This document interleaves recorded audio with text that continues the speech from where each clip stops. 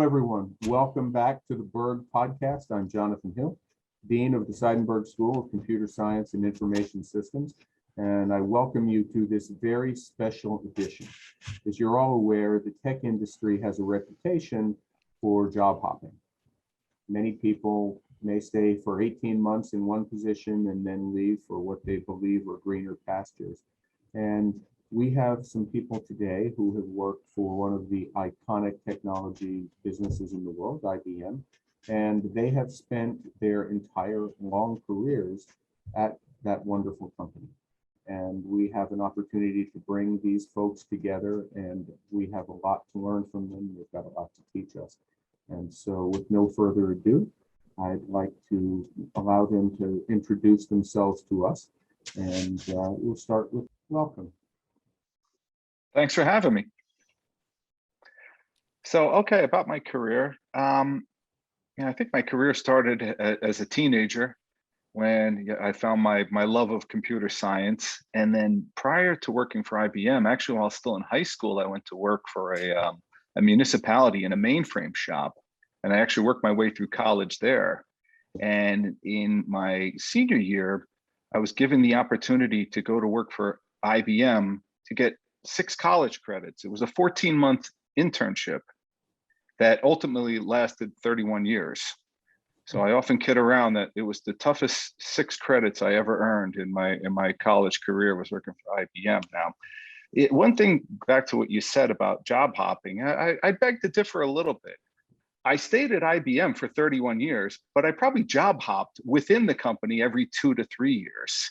And I think that's what's made it so interesting. I think when people hear, oh, you've been at the same institution, or how could you be in the same job for so long? I really haven't, and probably like a lot of my colleagues here. That's what's made it so interesting, is it gave us an opportunity to see so many different areas of the business. I started out in PC development, and then I went on to programming, networking, security, services, et cetera. I won't go through each and every the title I had, but the only constant was I had an IBM badge on. I worked with different people, I worked with different customers. And as you could imagine, from the time I started in 1990 to full disclosure, when I left the company last month to come to what's now a startup company, Kyndryl, a spinoff of IBM, to say the least, the technology changed quite a bit. So really the only constant in my long career at IBM, excuse me, has been the change. So were you looking for some more? Oh, that's great. It's a great start. And, since it's a group of us, brevity is probably a good thing. And shorter answers will give everyone a chance to really make their point and make an impression on the folks who are here. So, Jim Kyle, welcome back to your beloved alma mater. Thanks. So I'm Jim Kyle. I've been working with IBM since June of 1989. I actually started as a programmer, which is probably what most of the audience is going to start as if they work in a technology company. But I didn't really stay a programmer. Eventually, I wound up being a project manager, and then, actually project lead, then a project manager, then a manager, then a senior manager. And, just to talk about a little bit how your roles might change. When I started, I said I'd never be a manager. And I think 2/3 of my career have been as a manager one way or another. So quite amazing.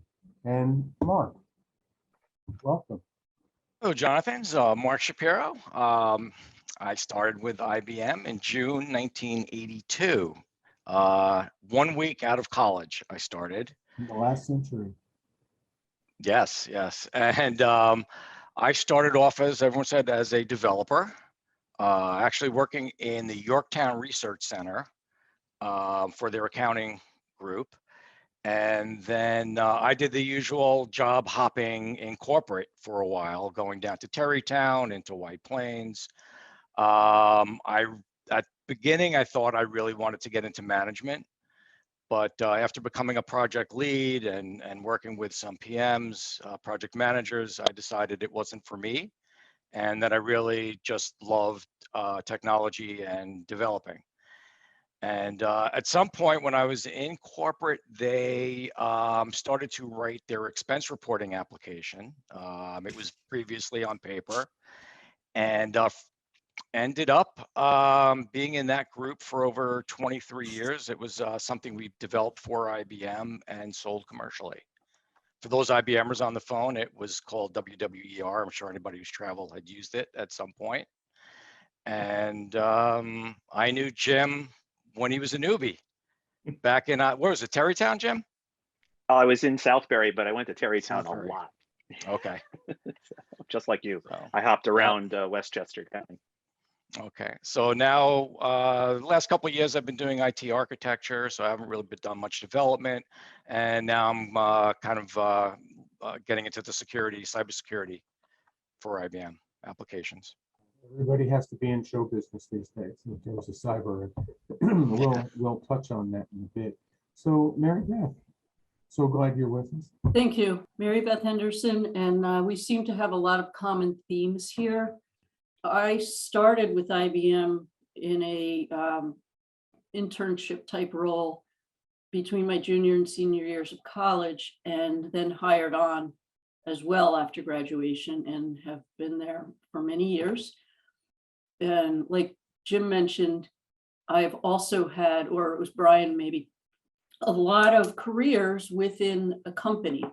That's a point that I share with people when speaking to them about joining the company is, it's, some people think I don't want to join the big corporate world, but within that world, there are many opportunities across different disciplines and areas of business and ability to change careers. I went into a technical role. It was a math and computer science major, and received my master's at Pace in computer science. And then also, like was mentioned, I was asked to go into management and said, no, I'll never do that. And I've spent the last 15 years in management, and I greatly enjoy leading people and developing people and managing. And I spent 17 years of that in disaster recovery industry. And now I'm running a consulting delivery practice for high availability solutions that protect clients' data. Thank you, Jonathan. Fascinating stuff, and I'm looking forward to coming back and talking a little bit more about what each of you do. But we get to hear from our own beloved Professor Ganis. Hi, Jonathan. How are you? It's great to be here. So I'm not going to go down the different things I've done in my career. I've been with IBM for about 37 years. Like Mary Beth, I started as what we called a supplemental, which is, I guess, what you're calling internship today. And I think Brian really hit on something really important there. It isn't just a single job. I can't tell you the number of jobs I've had. I've done things from high availability of systems architecture, right? Building things that don't go down, invented firewalls, invented some of the big data algorithms we have, and those kinds of things. So you name the technology, I've probably touched it somewhere along the road in that 37-year career. Just for point of reference, I am a 3-time PACE alum, my Bachelor of Science in Computer Science, my MBA, and my doctorate, all from Pace University as well. But again, I won't go into the long IBM career, but suffice it to say, I've touched pretty much any piece of technology you could think of. Yeah, amazing. I mean, I look at the experiences that you've all had and the things that you've built, things you've learned, things you've done, and all within the context of this iconic company. And again, our students who are watching and listening to this podcast, their frame of reference are sometimes our younger alumni who are in their careers for 10 years, and they've worked at 4 companies or 5 companies during that time. And you all made a conscious decision to be with this company for all these years, and you succeeded beyond most people's wildest imaginations. I don't know what the percentage of employees who stay for 30 plus years at IBM is, but I don't suspect there are all that many of you, because people, life happens and people move on, but you found all of these amazing opportunities. As I hear you talk, early days of IBM back in the 80s, it sounds almost like a map of the Hudson Valley, right?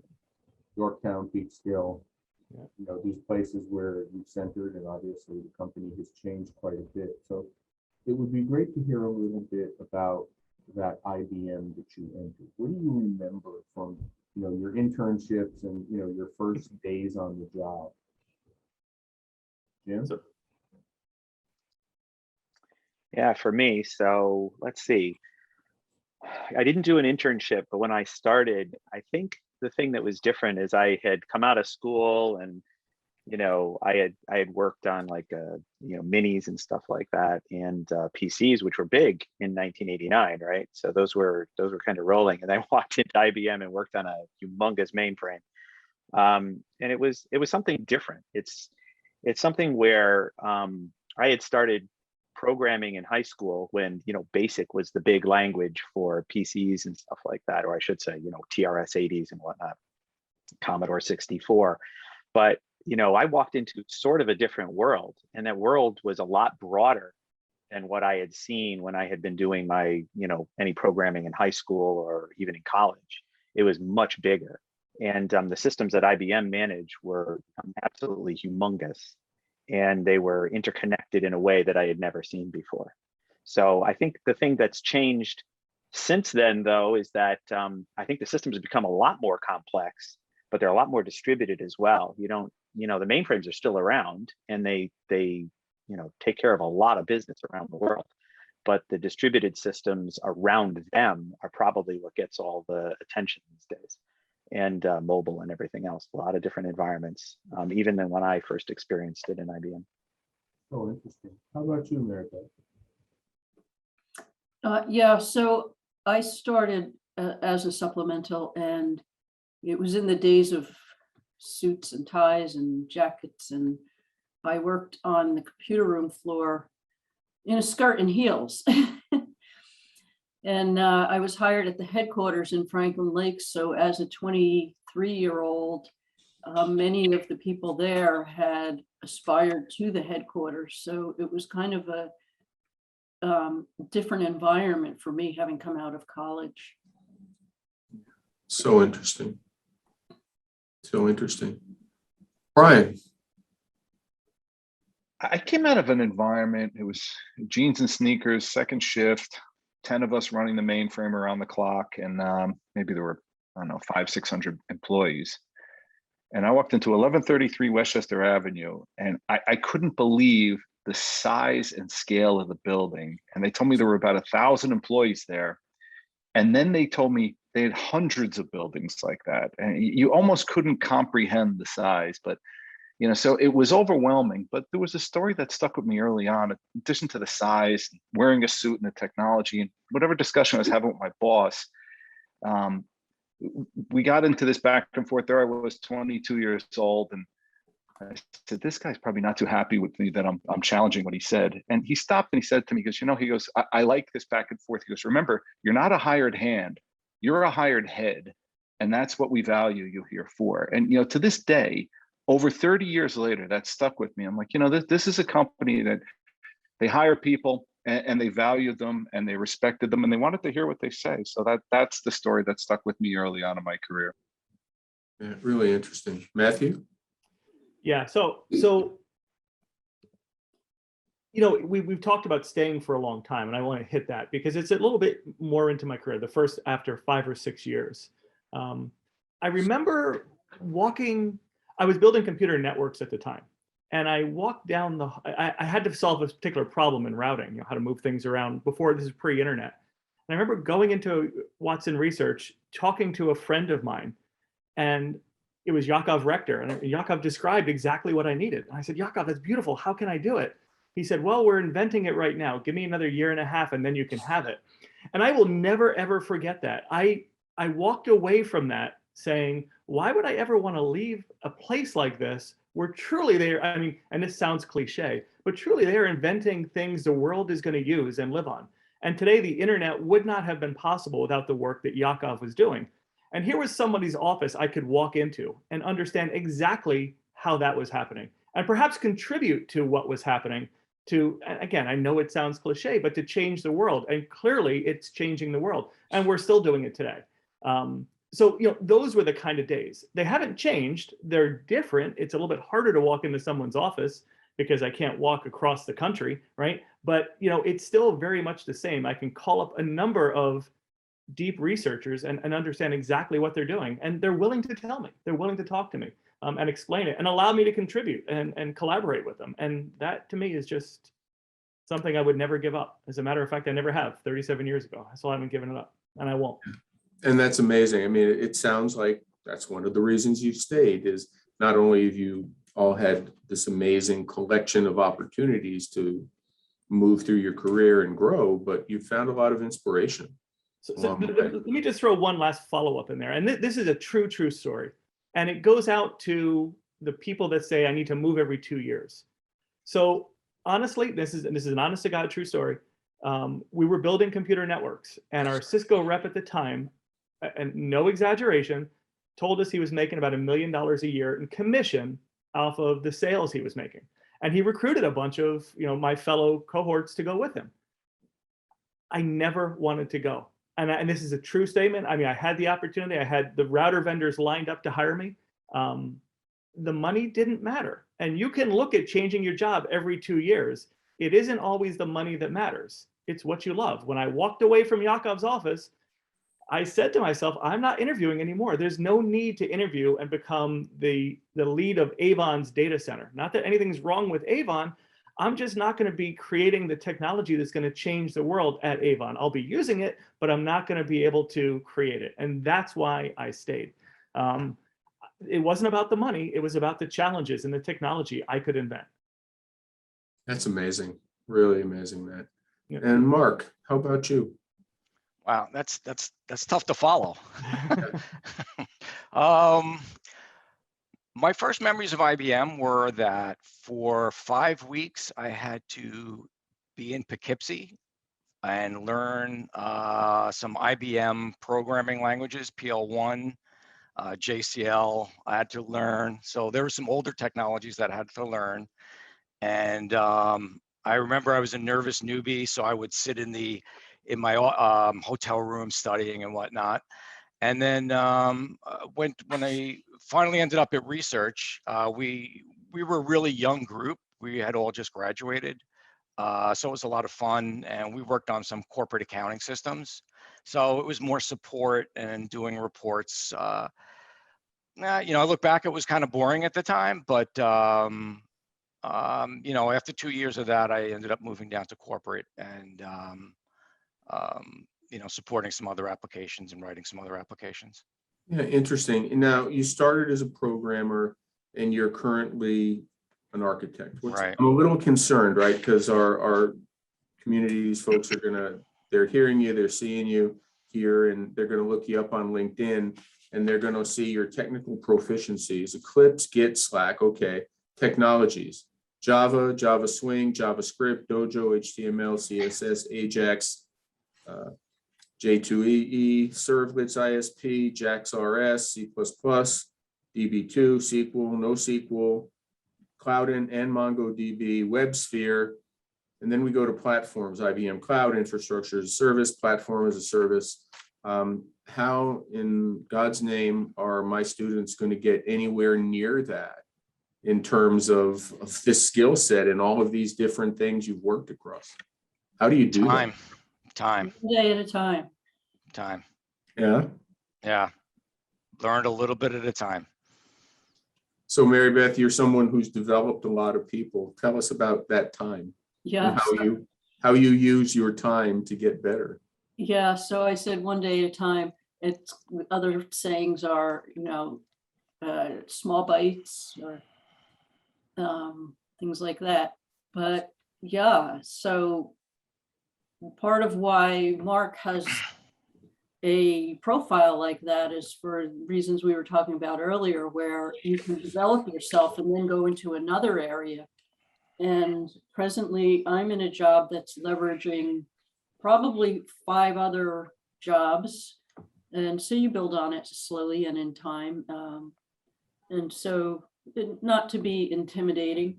I was laughing a bit when Mark was speaking about what he does, because my friends say after 37 years with IBM, what do you do again? It's difficult to explain. But also, as was mentioned before, working in areas where IBM is changing things and changing the world, that was one of the things that kept me there early on, because I started to see this. And then going into the disaster recovery business, it became very real in literally helping people and clients and families. I was managing at the time through a number of different incidents, major hurricanes, Katrina, people coming up from Louisiana with just the clothes on their back and recovering their company's data, also through 9/11. So it became real. And likewise, IBM has done some key things in the COVID time. Partnering with healthcare and others. So I share that sentiment. I think Katie has a question.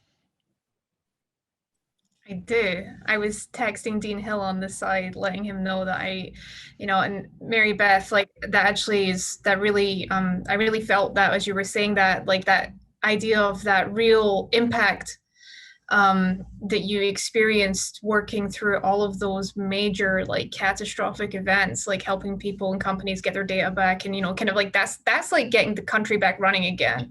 And I know at those times that was such a significant endeavor. So to hear you speak about it was really meaningful. And thank you for sharing that. And my question is, I'm hearing about, students being, so we have this idea of this job hoppers, especially in today's tech industry, like don't spend more than 2 years at a company. If you want to make more money, you got to move.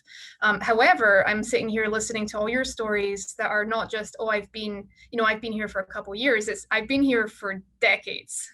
And that's going to be very unusual for our students to listen to, because the tech culture at the moment is just grind, move, like get more.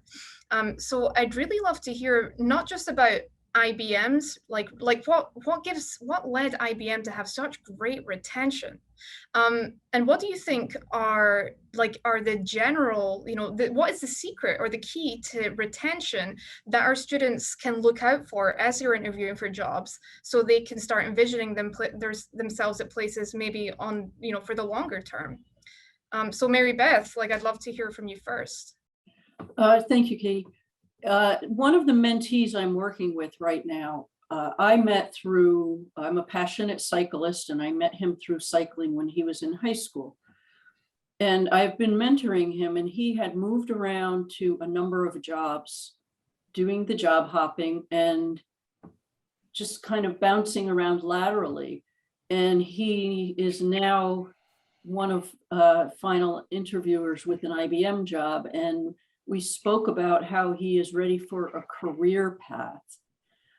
And so that continuity, you can have it jumping around, but it's very clear at IBM because we focus on skills development and what do you want to do in a year? What do you want to do in 5 years? What do you want to aspire to? The people are a big part of why people stay. Going back to the prior example, during 9/11, I happened to work in the disaster recovery arm of the business, but many areas of the business were tapped on to come and engage and help. And so it's a village. And yeah, I think those are some of the key reasons. Yeah, I'm really hearing there's this community aspect and this culture at IBM that seems to, the people is what's important, which is, that's something that we hear often about what makes people stick around is who am I working with? Who am I working for? And what does that look like? Matt Gannis, How about you? I'm so glad you called on me. I was dying here. I could tell you were ready. You hit the nail on the head there, right? I mean, I'm looking at this screen. And Mark, I don't know, and Mary Beth, I kind of know, but Brian and Jim are really good friends of mine. And if I had to turn to a student and give them advice, look, wherever you go, you're going to make some money, whatever job you have, and you're going to be in some organization somewhere. And the work is equivalent in some places. Some might give you more opportunities than others. But I think a lot of what's going to drive that is how happy are you?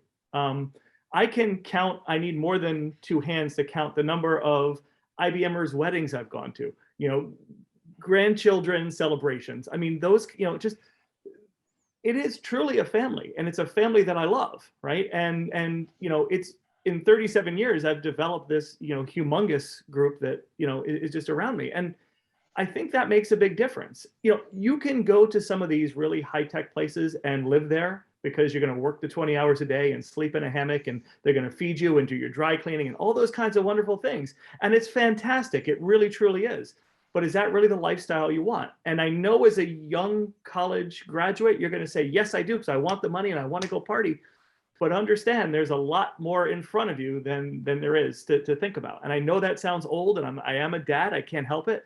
But you've got to think a little bit more. I love the community around me, and I think it makes a huge, huge difference. It really does.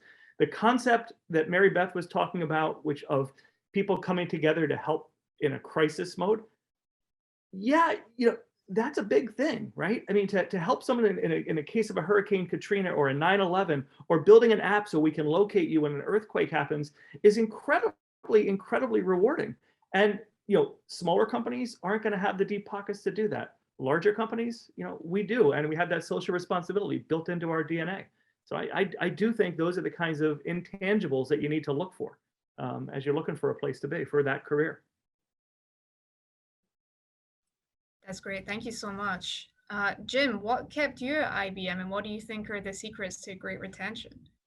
Well, I'm fortunate I had two great people go before me and talk about that a little bit. So I'll just touch on a piece of it. Matt talked about, people, but as you stay in a company, your network of people that you can talk to gets a lot deeper. And it's not something that, it's not even just a cultivation thing. It's just that you just happen to know more people. And you also learn how to, IBM's a large company. You learn how to navigate. So I need to talk to somebody about this topic. Therefore, I know this person knows this other person who knows another person who can actually help me. So there's a breadth and depth that keeps you kind of engaged in a culture like that. And I've often thought of my job day to day, when people ask me what I do, you have to say, hey, I'm a senior manager, I manage blah, blah, blah. But, I think the thing I really do is solve problems all day. It sounds kind of basic, but they could be personnel problems. They could be technical problems. Things don't work the way they're supposed to. Things are working right, but they want them to do something different and they need it to happen quickly. That's really sort of what keeps me around too. It's not that it's a, problem-rich environment, but it's something where I know how to get problems solved and I know who I can talk to help me get them solved. And that keeps me engaged with the culture. This is just amazing stuff. And, Brian, you're about to take on this brand new venture, spinning off from IBM. And I gather, that's in response to business conditions and the way technology, number one, permeates every business and academic endeavor that there is, but also, just a response to the, the current environment and coming into what we hope is a post-pandemic world. So tell us a little bit about your new initiative. Yeah, and it's certainly more than just me, but I'm in the managed services group, just to put it in context here. We'll go into a large institution, a bank, an airline, a government, and we essentially take over their whole IT shop end to end and run it for them. Their data centers, servers, desktop. You heard a lot of things here about disaster recovery, security, backups, patching. It just runs the gamut. IBM felt that my business unit that I'm a part of, Global Technology Services, would be better served as an independent company to sort of, I don't want to say distance themselves from IBM, but to make it look like we're more technology agnostic. Because people hear IBM, you go into a big institution, they say, well, we run more than just IBM technology. So the idea was, if we're independent, we could say, no, we can run whether it's AWS or Azure or Google or whatever it may be. They don't have that a close association. but it's exciting, and I can tell you the general sentiment, at least from the circle that I'm in, everybody's really looking forward to it because they know it's going to open up a lot of new doors for people. And I've actually, to tie it into the retention discussion, I've had people come to me and they said, I was at a point in my career where I was thinking about moving on.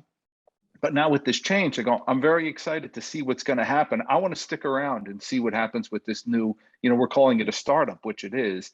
And to put it in context, this startup has 90,000 people. So it's going to be an interesting time for us. That's a very exciting opportunity. And that kind of brings us into the next question. From our students' perspective, they're just about to launch careers in this industry. Where is technology today, and what should they be training for? What do you think they're going to be asked to do in the next 3 to 5 years? I won't ask you for the next 37 years, but were we to be around, I think it would be extraordinarily interesting to see what IBM is doing and how technology is being used. So Brian, just to follow on, let's just start us and we'll go around to everyone. Where's tech headed, and where are the opportunities for our students? It's interesting because I talk to folks, Matt and others who I know for years. On one hand, I look at things I worked on prior to IBM when I started. Probably most of that stuff sitting in a museum someplace now, or I see some chuckles, but it's I hate to say, guys, it's probably true. But on the other hand, I look at it and say, how much hasn't changed? I look at my day-to-day operations and some of the stuff I mentioned, whether it's backups or patching, we were doing that since the beginning of time. Now you're saying, where are we now? Where are we headed? It's always been going up the stack. If you were to be in this business in the 60s, it was about putting together the mainframes on the floor. Then it was, now we're to the point now I can provision thousands of servers with a click of a button. My advice to everybody would be kind of generic is, you certainly want to know what the hot skills are today, because that'll get you employed, but gravitate towards what you like and, what interests you the most in terms of what's coming forward. I mean, we're seeing more and more that people are just saying, manage this for me. I don't want to run a data center. I don't want to buy hardware anymore. I don't want to install. I want somebody else to do it for me. And we're seeing that go right up to the application stack now, to the point that people are saying, I just want to click and have my application up and running, and I just want this to serve as a business function. I don't want to have to worry about the complexities. So that seems to be where, we see our clients headed, is they just want to focus on solving a business problem, not on looking at the technology itself. Interesting. So you're essentially, we are heading to a point where it's TaaS, technology as a service, and the whole thing is not handled internally, but by an external vendor. They said it's like a utility, right? You don't generate your own electricity. You don't build a power plant or buy a generator. You just call the utility company, hook me up. Same thing with water, right? And pick your utility. Yeah. Clients are saying, I just want this as a utility. Very interesting. Mark, what are you seeing? What's the future? What I've seen over the last year is cybersecurity, big emphasis on that. And it's really starting to hit the development community, where a good portion of their time is spent designing for security, testing for security, getting applications security certified and whatnot. And I think in the past, traditionally, it's been someone like myself who was a developer, and you kind of start to pick up those skills. Whereas now I think people are going into cybersecurity specifically. Yeah. So. We my plug, of course, is the Seidenberg School is a NSA designated Center of Excellence in Cybersecurity Education. And we're churning out well-educated, well-trained cybersecurity specialists as fast as we can, but we're still not able to keep up with the demand. As of Monday afternoon, there were over 468,000 open cybersecurity jobs in US and Canada. And obviously there's this huge need. This will be a separate podcast and we'll bring you back for it. But if the internet was designed to be open and you weren't taught to write secure code in the early days, I mean, is that the problem? I mean, what can happen today to you know, every day there's a revelation of a new massive hacking attempt, and 40 million personally identifiable records being released to cyber criminals. So what could we do better today? Education. I think for developers, I mean, what I've seen a lot is grabbing code from the internet, not necessarily from trusted sources, not scanning the code for vulnerabilities. Cutting and pasting, God forbid. Right.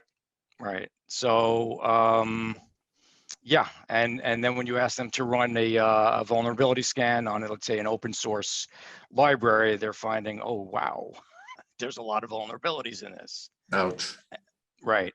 Exactly. Ouch. You know, and So, you know, Department of Justice has said that the federal government will sue federal vendors, right. which your organization is certainly one of the major ones for if there is some kind of a breach, and the federal government certainly can do much more to help industry protect itself and protect the federal government and local government from these kinds of attacks. But it's interesting to see what will happen next. But you know, so cybersecurity is for better and for worse, you know, a central point of our future in technology. What are you seeing, Professor Dennis? So, you know, I listened to this discussion, and I could look you in the eye and say, you need to understand how quantum computers work, because quantum computers are going to take off and be a next revelation. And I'm not sure that's the right answer, because I don't, or even cybersecurity. While cybersecurity is an important aspect to have, I think if you want to be the best cybersecurity person you can, you need to understand still the fundamentals. How do I do something in programming? What does it mean to connect things to a network? How do databases work that someone can exploit them? So, you know, when you take security as an example, yeah, sure, you can understand some of that. But unless you experience the building the database, the writing the code, the building a network, it's going to be hard to be that best cybersecurity person you can be. So I agree with Brian, kind of old is new, right? The stuff that we did, you need to go back to and understand it and apply it going forward, right? You're not going to be able just to, you know, boom, your cybersecurity. You need to understand all the pieces that go into that. I try to put together labs in education for people on security. It is really hard because you have to know so much to know what that vulnerability is. The learning curve is really hard. So that's why I think the cybersecurity specialists are in such demand. There's so much to know. And if you do know it and you know it well, God bless you. You know, you can support me in my retirement. I'd love it. But I think you're right. It's hard to learn that without the foundation, you know, and Yes. we stress that you've got to have your fundamental foundation, and that the fundamentals don't change very much. Exactly. The different circumstances and the new tools on top, yes, those change all the time, but you've got to have that foundation. And unfortunately, there are a lot of people that have not developed that kind of a foundation and Right. haven't been exposed to some of the really important fundamental theories. And those are the So ones that are going to succeed, the ones that understand that. I truly believe that. yeah, we build those here at Pace University. I know. Doctor? I wasn't going to throw that plug in, but I know. I completely agree, because they're getting a lot of the fundamentals. I completely agree. Dr. Kyle? Well, you know, I mean, I think, you know, the interesting thing about the technology is that it continues, you know, it continues along sort of a little bit of a continuum, right? You're going to you see minor advances in certain places, and then all of a sudden a pop, something comes out, mobile phones, right? But there's two concepts I think that are here. First off, we're still human. So there's a lot of things that people need to do just because they're people. So to keep learning, that's one that's probably paramount, right? Understanding the environment that you're working in, understand how to work with people, understand how to communicate with people. And those are all, you know, a lot of times people consider them soft skills, but they're very important if you want to have a career that's going to get you into all of those newer technologies. If you can't communicate with somebody, no one's going to talk to you. So you're not going to learn anything. And part of it is making sure that you've kind of stayed, up on things. But the other part is making sure that you're communicating with others what you're learning and what you can learn. So those are kind of the other pieces that I wanted to just throw in there on that. No, I think the communication is critical, and there's rarely enough of it, and it's rarely the right types of communication. And Mary Beth, that's a big chunk of your job, is identifying what the emerging skill sets are and what the future needs of your company are going to be. So what do you see for these folks? Yeah, I'll come to that in a minute. I want to emphasize the discussion point around the basics. When I was hired, I was basically thrown out into the computer room floor. And what I knew from being in college was a terminal, which is now a PC screen. And there was equipment all over the floor. And I was overwhelmed, and I asked someone, can you explain this end to end? And people were kind of like, well, you'll get it.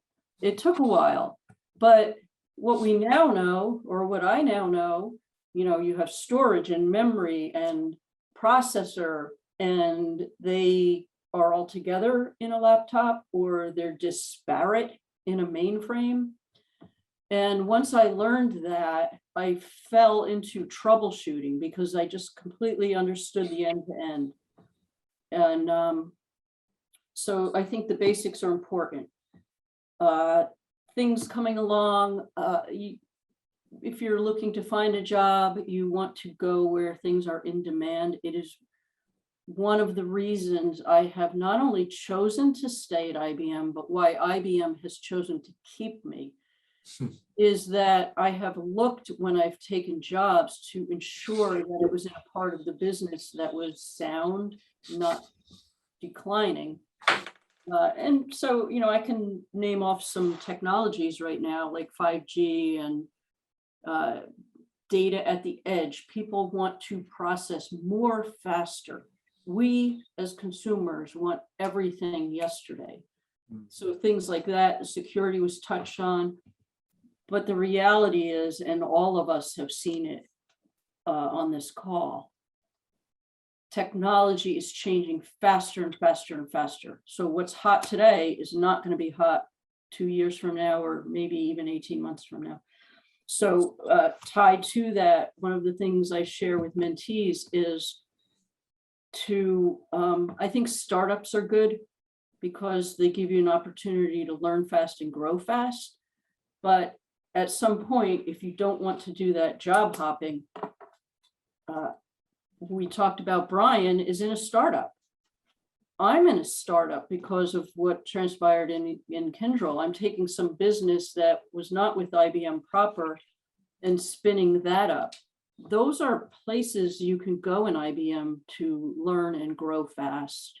When you're in a startup of any kind, you're wearing 3, 4, or 5 hats at once, and you learn organically a business from the bottom up.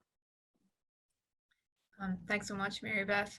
I'm thinking about, like we're talking about tech changing. It almost feels like it's faster than we can keep up, even though of course there's people leading those changes. It's truly amazing.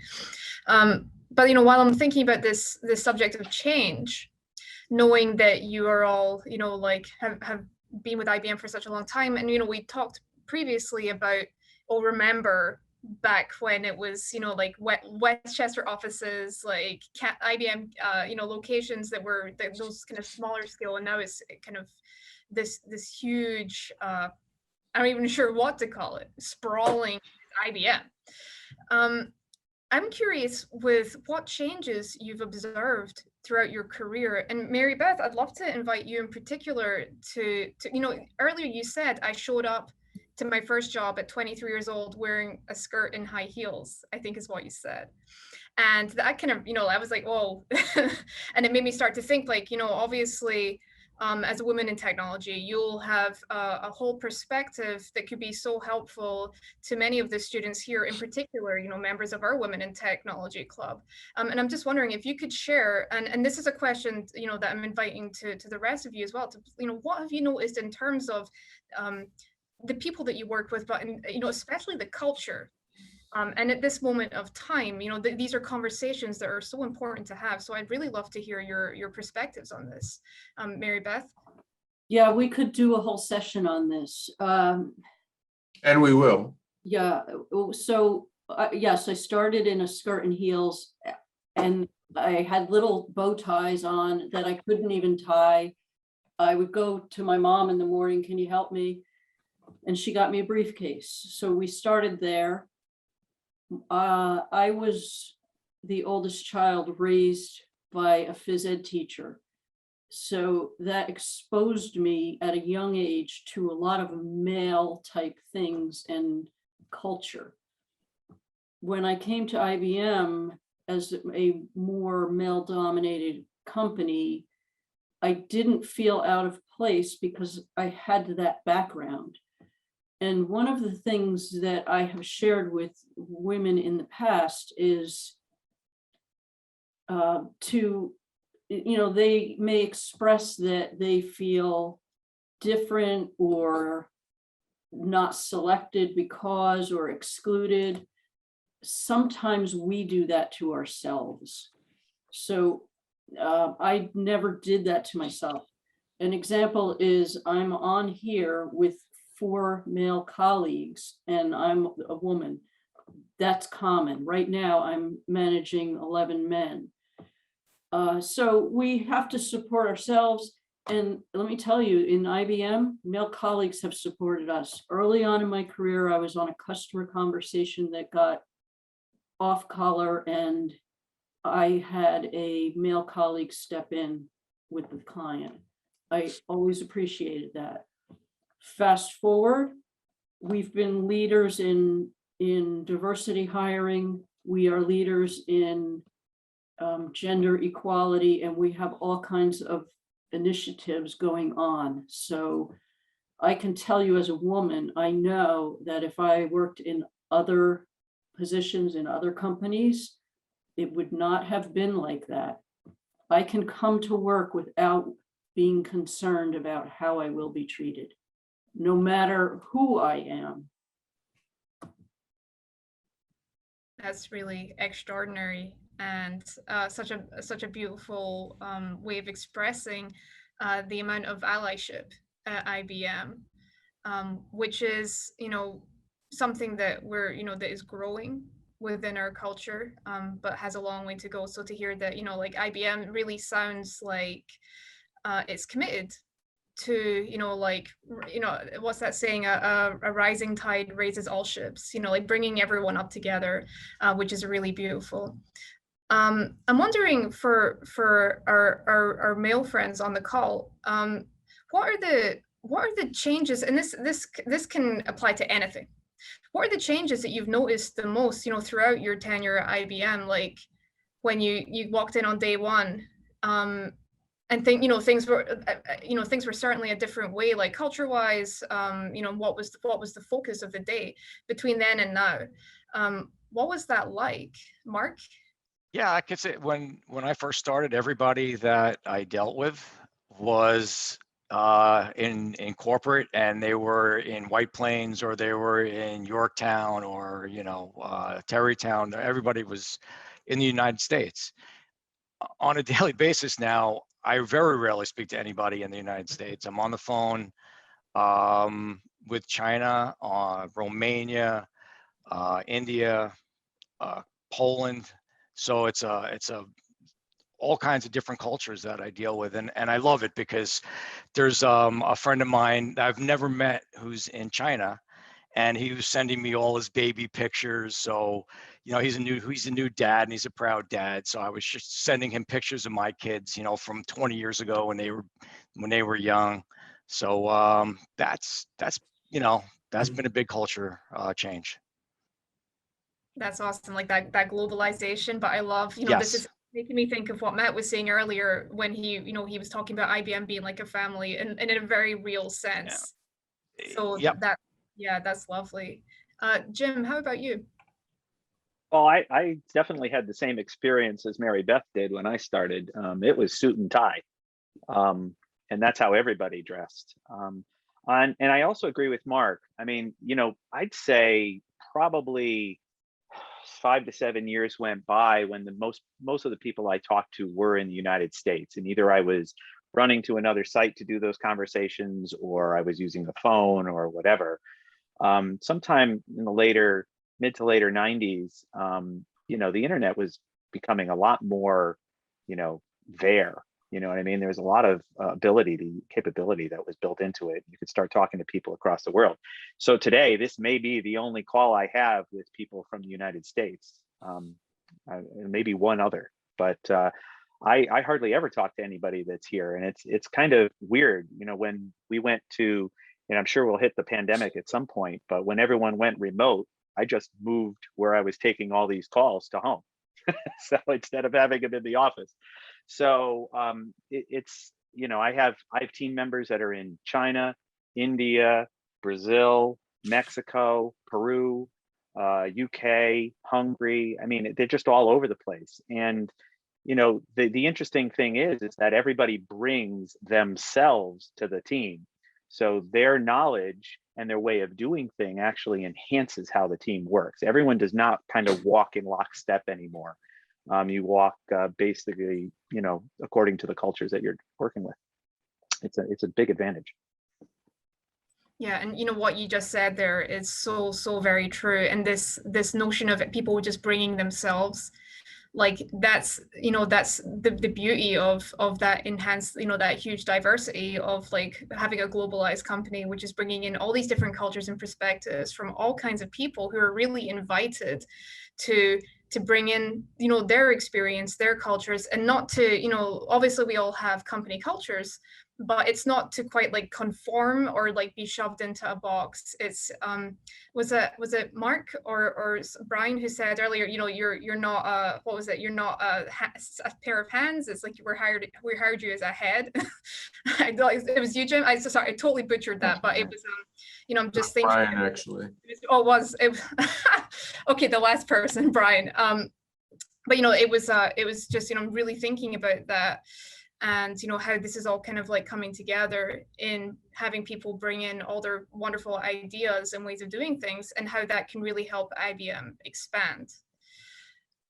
Matt, how about you? Yeah, so I want to take a different aspect of this, and I agree with what everybody said. I mean, we all have colleagues from around the world. One of my very good friends at IBM is an IBM fellow, and if you look at hierarchy, they're like the top of the top. The real, it's a career aspiration. And he taught me at one point that he refers not to people as colleagues, but as friends. But that is a softer way of saying, what I saw when I first joined IBM is you couldn't approach some of these people, right? Because they were, the brains of the company, right? Nowadays, those people that are that fellow who treats us as friends comes to me and asks me questions, asks me for advice.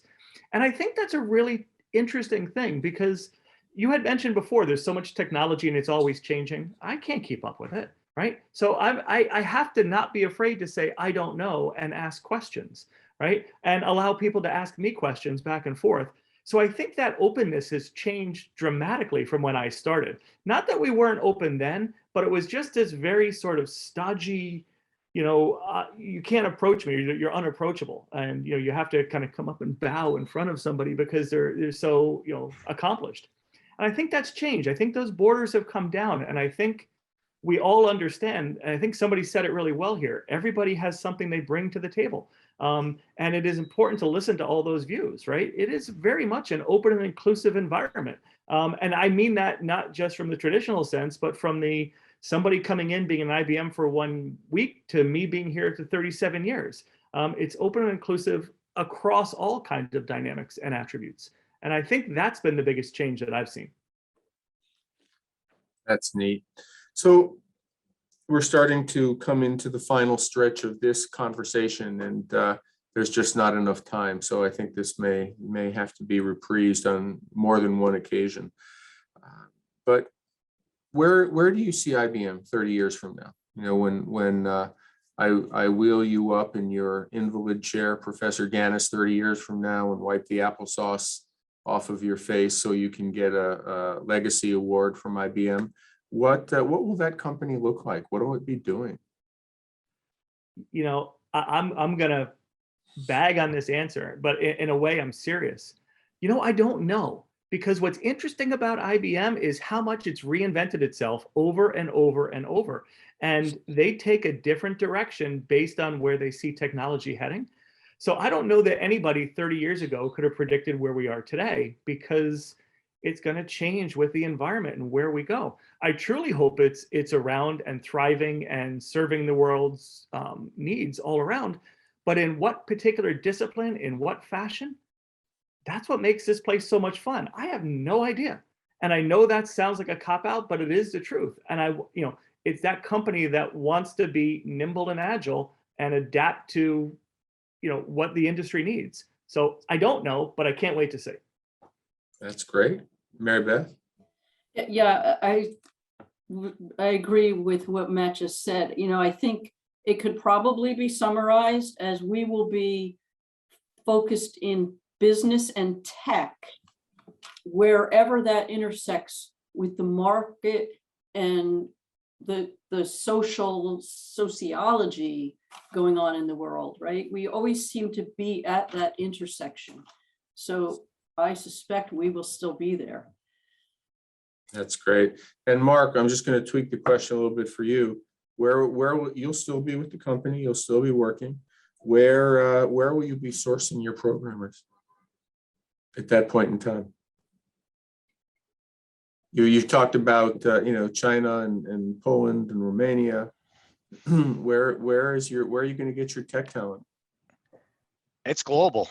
I mean, I've seen it move from where it was exclusively China and India to now it's been more in Europe, Lithuania, Romania, those areas there. I don't know. I mean, especially now that we're all remote, right? So it doesn't really matter where you are. Yeah, and that's the reality. And I just want to get Jim and Brian's thoughts on this as well, and the future IBM concept. Jim? Well, I was going to use, Matt's answer, because I was like, I don't know where that's going to go either. But I do that all the time. I like Mary Beth's answer though as well, because it really suggests that we are, in that intersection wherever that happens to be. So wherever that goes, IBM tends to move towards.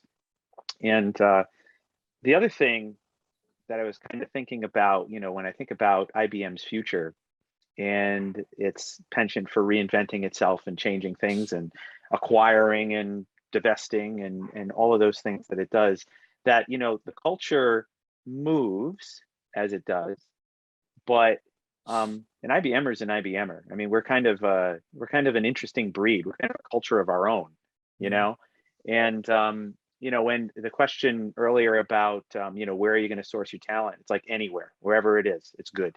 Wherever is good talent is where you'll source the talent. And so that could be scary in some ways, because people looking at this might say, oh my God, my competition is the entire world. But it's not. It's really your competition's yourself. And if you can make a good case that you are the best person to be hired, that's the same as it would be as if the company was only in the US.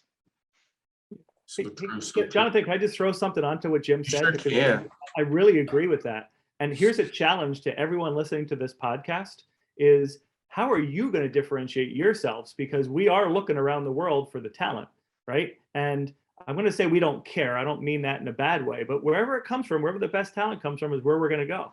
So what are you going to do to differentiate yourself? That's the question. I'll flip that question around to you, Jonathan, but there's the question. How do they differentiate themselves? Yeah, so true. So absolutely true. And as you're listening to this, folks, ask that, and I will ask that of myself. And Brian, where are we going to be? Kyndryl will be a Fortune 10 company in and of itself. Absolutely, yeah. So, but interestingly, for those of you who've been to the IBM Somer site, and I think probably everyone has, I mean, you're talking about where's IBM going? There used to be displays all around showing where we were. And I'm sure everybody saw them here. There used to be grandfather clocks and meat scales. That's what IBM sold. I see everybody shaking their head yes. And then obviously, when we started, it was hardware and software and mainframe. Now we're doing analytics. I think the constants have been, they're always trying to solve customers' problems. That's really what it came down to. And I think the underlying, like Matt and others said, is the people and the culture. So where are we going to be? Well, I certainly hope that the culture stays, because I think that's what drove a lot of the success. And I think whatever is going to be solving problems, that's what IBM is going to be in the middle of 30 years from now. So that's my guess. Yeah, John, those can are I- interesting. Sorry. Mary Beth, go ahead. Yeah, I just wanted to add on to, Jim's comment that there's a uniqueness about us. We're all over. I was just down at the Blue Ridge Parkway cycling, and I had stopped with a friend of mine, and his mom worked at IBM, and a cyclist came up and stopped, and we chatted briefly. And I said, "Where are you from?" "Raleigh." I said, "IBM?" He said, "Yep." And we had a quick exchange, blah, blah, blah, blah, blah. And as he rode away, my friend shook his head and said, "You're everywhere and you're all the same." And you're immediately best friends and talking. Yeah.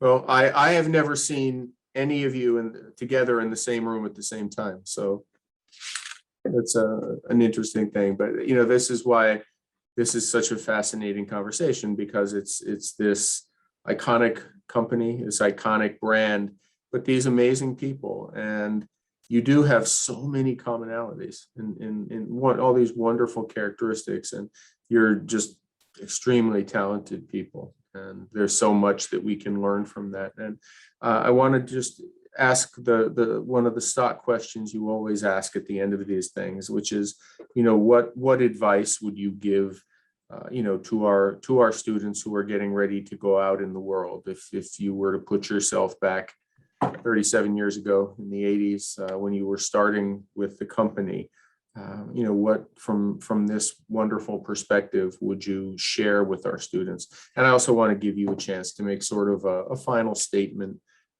just to tell us a little bit more about yourselves and your perspective on this really amazing conversation. So, Dr. Kyle, we can start with you. Well, I guess maybe what I'd say is keep learning, okay? Because, all of that technological change, you're just not going to know it all. You're not going to know when it's coming. It's going to hit at certain times. So learning is sort of a key thing. The other thing, I was just trying to think about what would I tell my younger self? Don't plan your career too rigidly. There are people that come out of school sometimes and they think, I'm going to be a manager in 3 years. I'm going to do this in 4 years. I'm going to do this in 6 years. And, having a forward plan is useful, but you also have to recognize that forward plan is not necessarily the best path. You're creating a plan when you're coming out of school with not all of the information that you need to understand where your career is going to go. So you almost have to flow on a crooked line to where you're going to get to. And, if somebody talked to me 32 years ago and said, "Hey, you've just started with IBM. What are you going to be doing 32 years from now?" I can guarantee I would not say that I would be doing what I'm doing. So I would not have said I would be a manager. I wouldn't say I'd, own, significant IBM processes and applications, that I'd manage more than 100 people in my span. I never would have thought that would be the thing. So, but I was open to some of those changes, and I meandered course to come where I am now. Wow. Mark?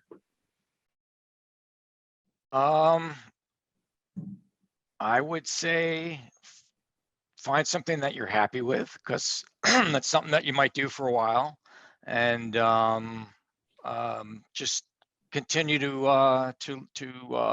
educate yourself all the time. I know that I've done that, and that's how I've persevered through 39 plus years. Just continue to change. Wow. And just a quick go around. Jim, you've been with IBM for how many years? 32. And Mark, 39? 39 and a half. Dear Lord. And Mary Beth? Mark remembers when I started. So Yes. he was the senior guy when I started. Wow. And look at him now. And Mary Beth, you've been how long with the company? 38. Matt? Wow, 37. I thought I had a lot. Wow. And Brian? I'm the new guy here. Halloween Day, I'll be here 31 years. This is what? 200 years of collected wisdom. Really, really impressive. So Mary Beth, how about you? Your advice to these wonderful, eager people wanting to go into the field? Yeah, the new hires have often asked me how they advance, and I say, build your reputation, do what you say you will do when you say you will do it. Learn and watch. I completely agree with the learning. Things are changing, so be observant about what's happening. Build your network so that you can then leverage your network. And probably the most important thing, put yourself out there. I was speaking to some women at PACE not too long ago, and in the time of this remote world, if you just sit at home and don't put yourself out there, nobody's going to come knocking at your door. So build a network. Don't be afraid to ask for help. I'm currently working with a couple students at PACE that we're trying to get some doors open for them. So I would say put yourself out there. Thank you so much for that. Brian? I think we hit on some of the common themes. If number one for me, if somebody wants to be successful, make sure you love what you do. You should get up in the morning and say, I can't wait to get to work. Not always easy, but and if you find you're not in that situation, work with your management or make the changes to get there. There's nothing more important than saying I love what I do. But we touched on getting along with others. You could be the best technical person. If you can't work with others, you're not gonna do well in your career. We talked about change and adapt. When I started, forget suits and everything else, but the people you worked with all sat on the same aisle from you. You went to lunch together. Now, most of the people I work with, I've never met, and I probably never will.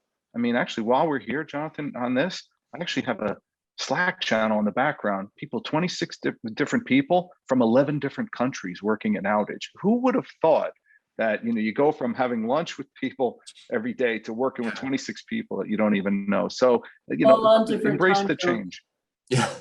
Well, the last thing, thing I would say is get a good mentor, somebody you trust. You can, somebody outside your management chain that can advise you. They can be a big help, and it's kind of an outlet too. So that's the other advice I'd give. Yeah, I think that's really useful. We try very hard to instill in our students and throughout our community that technology is it's a team sport. It's not like when you guys started and you were in your cube with your computer and you might have 2 different color shoes on that day, and it's expected that you're going to be relating to a team of people and working a team, and that team is going to be global, different time zones, multiple countries. And it's not easy to infuse that into curriculum, but we make a big effort to do that. And Professor Ganis, Professor Ganis. So I don't know, is there a picture out there of me starting my first day with 2 different color shoes? Because I probably did. I don't know how you knew that. The former general manager of IBM Canada told me this wonderful joke about computer programmers and shoelaces that I can't remember at the moment, but I don't know how to tie them, will probably. pick that up. Yeah. So everybody summed it up here really well. I think Brian, it's funny. I'm kind of waiting my turn. I know the points I want to make, and someone makes it, and Brian just stole my thunder, right? But if I had to give somebody advice, I would say, as you're interviewing, choose the thing that's going to make you happier. Again, I know I hit the money thing before, and I firmly believe it. Money is not going to buy you happiness, and I know people are going to laugh when they hear that and say, "Of course it is." Look, I had to get up every morning for 37 years. And if I didn't like what I was doing, it would be miserable. I'd be miserable. That being said, you take a job, you're not going to be in that same job in a couple of years. So wherever you're going, is there an opportunity to do something different, to grow, to move into something new? I think that's an important aspect to all this is, can you grow and move into something that isn't what you currently did? Because like you heard from all of us, none of us are where we thought we would be so many years ago, at least 30 years ago. So do you have that opportunity? Those are the things I would look for. Well said, Matt. And just last thoughts, closing statements, Jim? I guess, if I had to say, sum it up is, a lot of the things that we're talking about, that they're really not all that, special if you really think about them, right? There's something that seems common sense, do your job, learn, be adaptable. And I think that's probably the best advice. The simplest advice is probably the best one to give, is just be yourself, do a good job, learn what you need to learn, and your career will follow you or help you by you knowing that. That's probably my biggest advice. That's great. Mark? To sum it up. Shap in a nutshell. Shap in a nutshell. I'm just big on the education and just growing and just constantly reinventing yourself and playing nice with others. I think that's how I've survived. Yeah, well, what a stellar career. I mean, truly inspirational. And Mary Beth? I'm going to go back to my Jerry Rice quote, which is, do today what others won't, so you can do tomorrow what others can't. Love it. Sometimes you have to roll up your sleeves and do some uglier kinds of work to get to where you want to be. So embrace it and you become the expert. I keep telling Katie that. I don't know if maybe she'll take it from you, Mary Beth. Brian? I would tell people, kind of along the lines we heard already is, do things that are uncomfortable. Take the stretch assignment. Take some chances. If somebody approaches you and says, will you take this on? Never say no. Because it's those that kind of went the extra mile, that stepped up to the challenge, maybe took on a risk that helped them stand out from others. That would be my advice. Love it. And Matthew? So I don't know so much I have advice, but I do have a statement. And, I am where I am because of Pace University. I make no bones about that. I firmly believe that. So I think I would, I've often thought, what if I didn't land in the Westchester area and did my undergrad at Pace? I wouldn't have done this. I wouldn't have met my wife. I might not be at IBM. I might have been okay at another company. I might have been. I don't know.